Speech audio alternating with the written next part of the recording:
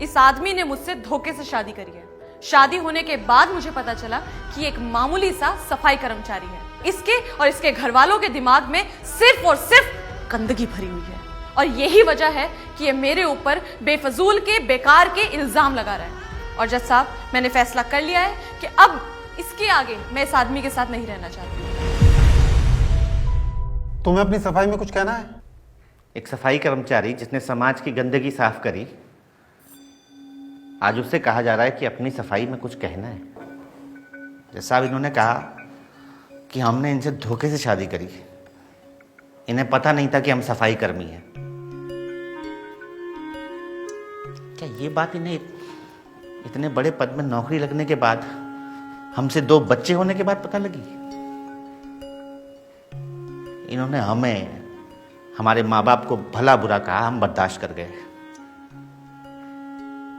पर आज ये हमें हमारे बच्चों से तक मिलने नहीं दे रही है।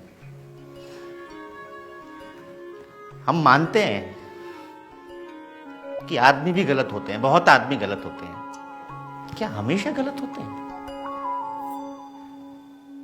हम ये भी मानते हैं कि औरत को ही आदमी की तरह जीने का अधिकार है, आजादी का अधिकार है। पर शादी के इतने साल बाद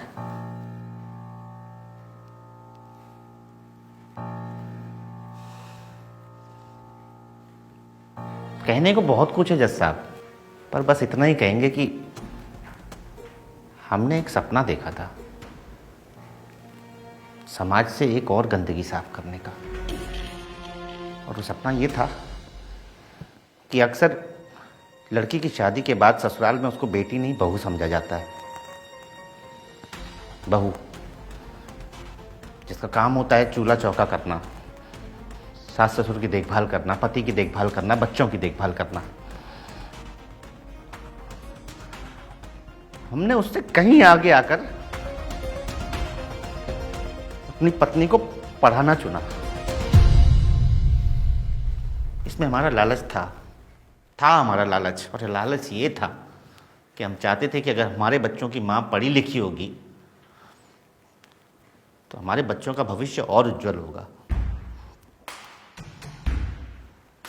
हमारे साथ समाज में कंधे से कंधा मिलाकर चलेगी। पर हम भूल गए साहब कि एक बड़ा अधिकारी सफाई कर्मी के साथ कंधे से कंधा मिलाकर नहीं चलता।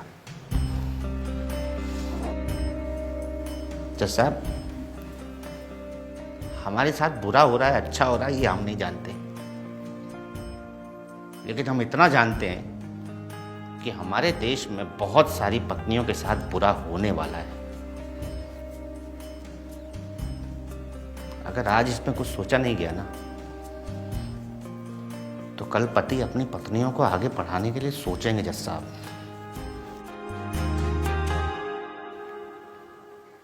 हम सफाई कर्मचारी हैं, हमें इस बात पर गर्व है। ये भूल गई कि इनकी आगे की पढ़ाई का पैसा वही सफाई कर्मचारी के पैसों से आया था।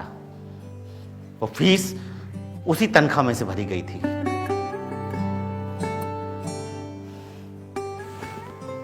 उस पैसे में गंदगी नहीं थी जज साहब, इनके दिल में मैल था। और हम पूरा शहर साफ करते रहे, मगर इनके दिल का मैल साफ नहीं कर पाए।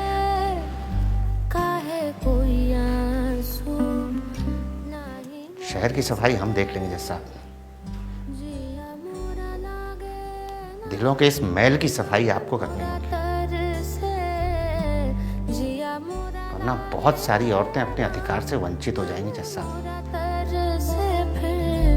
काहे कोई आंसू नहीं बरसे।